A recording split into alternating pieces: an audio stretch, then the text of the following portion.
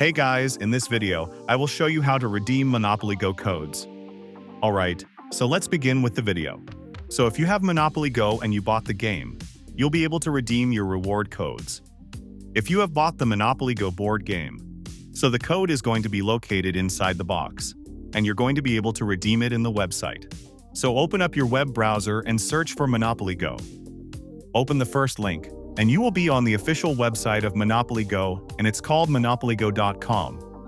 And just go to the top right corner, log in with your Facebook in accordance to your Monopoly Go account. And then all you have to do is go to the reward codes right here, and then enter the code. So here you'll be able to sign in with Facebook so that it will be connected to your own Monopoly game basically. So there you go. So enter the code, and then you'll be able to access and have rewards for buying the game itself, and having redeem it in Monopoly Go codes right here. So that's basically how you can redeem Monopoly Go codes. So that's all for this video. Consider subscribing if you find it helpful, and I'll catch you in the next one. Thanks.